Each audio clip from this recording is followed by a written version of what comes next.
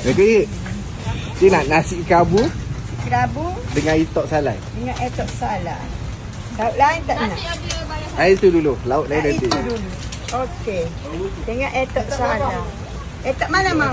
Biasa orang ambil itok apa? Biasa tom yam, pedas manis. Pedas manis? Pedas manis, Ha. pedas manis. Okey. Oh, dengan telur masin dengan solok satu. Telur masin dengan solok. Telur masin.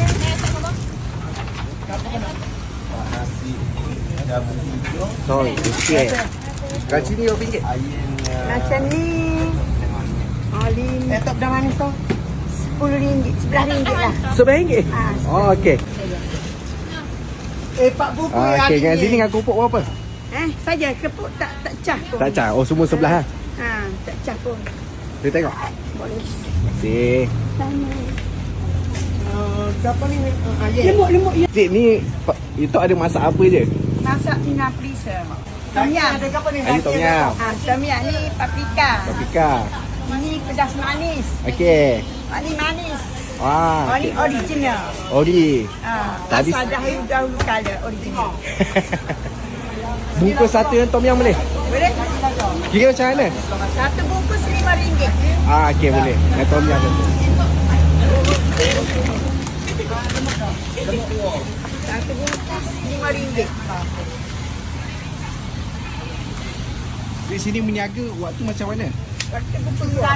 Pukul 2. Sampai pukul berapa? Sampai habis nasi biasa pukul 5. Biasa pukul 5 dah habis. Hari-hari buka?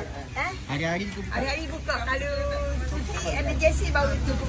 Oh, okey. Emergency cuti nak pergi balik ambil balik Kelantan. Faham. Cik, nasi kabur lagi satu je. Nak dengan daging, lemak. Daging dengan lemak.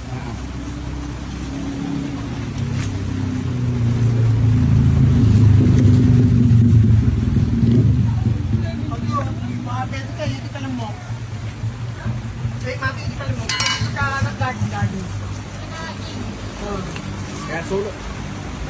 Solok. Dah.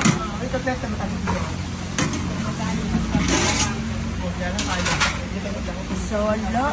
Comel-comel. Cepat balik. Okey. Apa? Daging Tu. dengan lemak. Dengan lemak. Okey. Panas lagi. Panas-panas. Dia kena panas lemak. Bagi strong. Okey, beres. Kalau macam ni berapa ringgit? Macam ni RM13, RM15. Ini boleh. Kali yang solok. Okey. Okey, terima kasih. Ui, ada saya GoFood. Terima kasih. Assalamualaikum.